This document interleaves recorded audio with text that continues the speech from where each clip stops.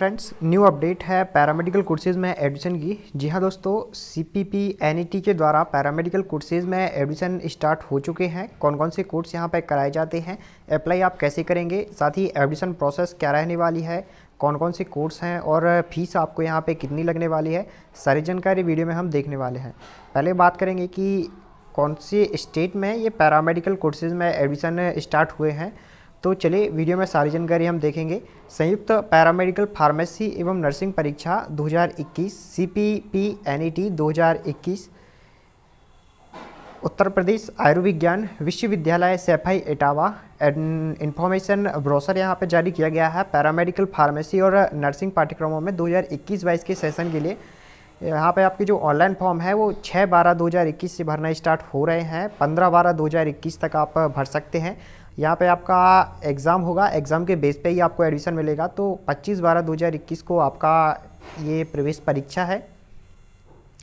Form की बात करेंगे तो 6 तारीख से आपके फॉर्म भरना स्टार्ट हो रहे हैं 9 बजे से। 15 तारीख आपकी लास्ट डेट है, 15 दिसंबर। और एडमिट कार्ड की आप कहाँ से डाउनलोड करेंगे तो इसकी जल्दी अपडेट आएगी। अभी इसकी कोई अपडेट नहीं आई है। परीक्षा की दिनांक आ चुकी है, लेकिन 25 दिसंबर शनिवार को 2 से 4 बजे तक आपका एग्ज़ाम है। और किसी भी अगर कोई परिवर्तन होता है तो इसकी जो ऑफिशियल वेबसाइट है UPUMS, तो इस पर आप लगातार चेकआउट करते रहिएगा, क्योंकि कोई भी अपडेट आएगी तो वो इसी वेबसाइट पर आएगी। और फ्रेंड्स, अब हम देखते हैं कि यहाँ पे कौन कौन से कोर्स कराए जाते हैं। आपको BPT मिल जाएगा, बैचलर ऑफ फिजियोथेरेपी पैरामेडिकल संकाय से 4.5 साल का कोर्स है, 60 सीट्स हैं। आपको PCB से 12th पास आउट होने चाहिए, 50 आपके प्रतिशत होने चाहिए, और अगर SC/ST हैं तो 45 आपके % होना चाहिए। एज क्राइटेरिया 17 से आपकी कम नहीं होना चाहिए। बैचलर ऑफ ऑप्टोमेट्री भी कोर्स आपको मिल जाएगा, 4 साल का कोर्स है, 3 वर्ष का शैक्षणिक और 1 साल का आपका इंटर्नशिप रहेगा। 60 सीट हैं। और BMLT आपका 3 वर्ष का कोर्स है, 6 माह की आपकी इंटर्नशिप रहेगी। ऐसे ही VRIT bachelor of science in radiologic imaging technique, VRIT आपका 3.5 साल का कोर्स है और 60 सीट्स इसकी हैं। इसके बाद बैचलर ऑफ फार्मेसी की अगर बात करें तो 4 वर्ष का कोर्स है, 60 सीट इसकी हैं। इसमें आपको PCV या PCM से आपका 12th पास आउट होना चाहिए। एज क्राइटेरिया की बात करेंगे तो 17 वर्ष से कम आयु आपकी नहीं होनी चाहिए। ऐसे ही BSc नर्सिंग का आप देख सकते हैं, 60 सीट्स हैं, 4 वर्ष का कोर्स है। JNM का आप देख सकते हैं, ANM, ये सारे कोर्स यहाँ पे कराए जाते हैं। अब यहाँ पे डिप्लोमा कोर्सेज़ की हम बात करेंगे पैरामेडिकल से, तो DOT diploma in OT technician paramedical course आपका कराया जाता है, 30 सीट हैं। Diploma in emergency and trauma care से technician, optometry technician, physiotherapy technician, dialysis technician, CT scan technician, cardiology technician, MRI technician, blood transfusion technician, ये सारे course यहाँ पे कराए जाते हैं। सीट्स आप देख सकते हैं इस प्रकार से हैं। जितने भी डिप्लोमा कोर्स हैं सारे 2-2 साल के कोर्स हैं। और आपका 12th पास आउट होना चाहिए मैथ से या फिर बायोलॉजी से, और एज आपकी 17 से कम नहीं होनी चाहिए। यहाँ पे अहर्ताएँ कुछ दी हुई हैं, एलिजिबिलिटी क्राइटेरिया।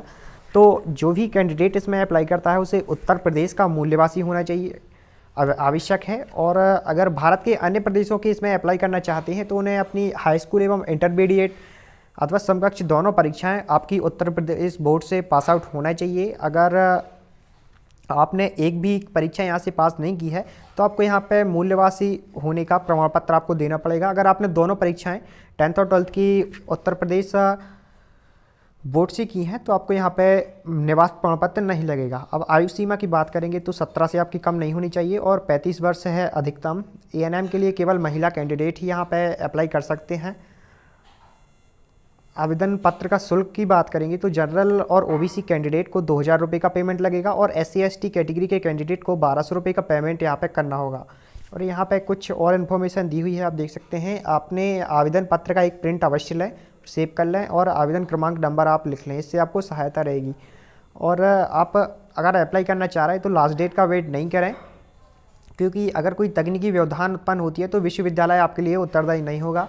फॉर्म को सफलतापूर्वक सबमिट किए जाने के उपरांत आपने जो मोबाइल नंबर और ईमेल आईडी वहाँ पे दी है तो उस पर सक्सेसफुल का मैसेज आएगा और परीक्षा, प्रवेश पत्र, काउंसलिंग इत्यादि की जो जानकारी है वो आपके रजिस्टर्ड मोबाइल नंबर और ईमेल पर प्रेषित की जाएगी। तो आप अपना मोबाइल नंबर चालू रखिएगा और ईमेल को लगातार चेक करते रहिएगा। अगर आपको कोई और भी डाउट है तो यहाँ पर नंबर दिया हुआ है, आप इस पर बात कर सकते हैं। अब एग्ज़ाम पैटर्न की हम बात करेंगे तो 2 बजे से 4 बजे तक आपका एग्ज़ाम रहेगा। इसमें आप साइंस स्टूडेंट्स केवल अप्लाई करेंगे तो उनके लिए ये 3 सब्जेक्ट से पेपर में पूछा जाएगा। फिजिक्स, केमिस्ट्री और बायोलॉजी से 33 नंबर का पूछा जाएगा फिजिक्स और केमिस्ट्री से, 34 नंबर का पूछा जाएगा आपका बायोलॉजी से। ऐसे ही जो भी आप अगर आर्ट्स, कॉमर्स और अदर स्टूडेंट्स हैं जिन्होंने आर्ट और कॉमर्स से 12th अपना पास आउट किया है और वे इंट्रेंस एग्ज़ाम दे रहे हैं, तो उनके लिए जो एग्ज़ाम पैटर्न है उसमें जनरल हिंदी और इंग्लिश रहेगा 20-20 नंबर का, और सामान्य अध्ययन की अगर बात करें तो 60 नंबर का आपका इसमें आएगा।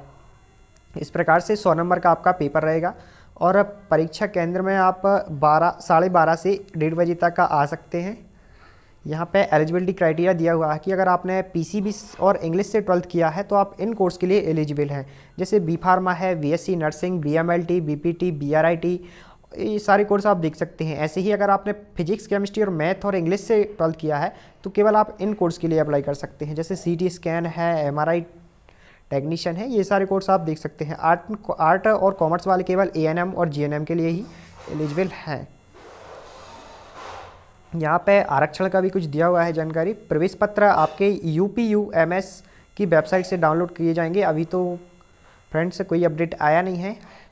परीक्षा परिणाम और ऑनलाइन काउंसलिंग होगी आपका। परीक्षा परिणाम के उपरांत आपको सूचित किया जाएगा जैसे ही रिजल्ट आएगा, और ऑनलाइन काउंसलिंग आपकी रहेगी। परीक्षा फल की मेरिट एवं अभ्यर्थी द्वारा प्रवेश परीक्षा हेतु भरे गए आवेदन पत्र में दी गई पाठ्यक्रमों की वरीयता के आधार पर ऑनलाइन काउंसलिंग के माध्यम से अभ्यर्थी को पाठ्यक्रम का आवंटन किया जाएगा।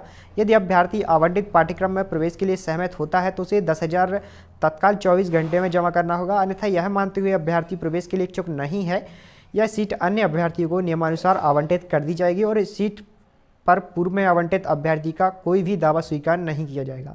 तो अगर आपको सीट अलॉट होती है ऑनलाइन काउंसलिंग में तो आपको 24 घंटे में ही 10,000 रुपये का यहाँ पे पेमेंट करना होगा, नहीं तो आपको यहाँ पे सीट अलॉट नहीं होगी। प्रवेश प्रक्रिया के लिए कुछ ये डॉक्यूमेंट्स हैं। काउंसलिंग के समय आपको ये सारे डॉक्यूमेंट्स ओरिजिनल और उनकी 2-2 फोटोकॉपी ले जाना है, जैसे CPP, NET का admit card, date of birth के लिए आपको 10th का मार्कशीट, इंटरमीडिएट की परीक्षा उत्तीर्ण, आप स्क्रीनशॉट ले सकते हैं इसका अगर आप जो चाहिए।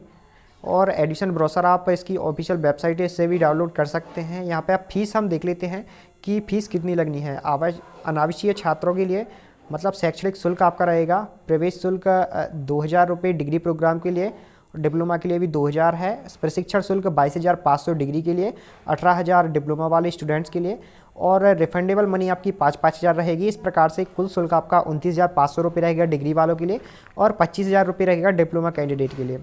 अगर आप हॉस्टल लेते हैं तो 34,300 रुपये का पेमेंट करना होगा डिग्री वालों के लिए, और 29,800 रुपये का पेमेंट डिप्लोमा वाले के लिए यहाँ पर करना होगा।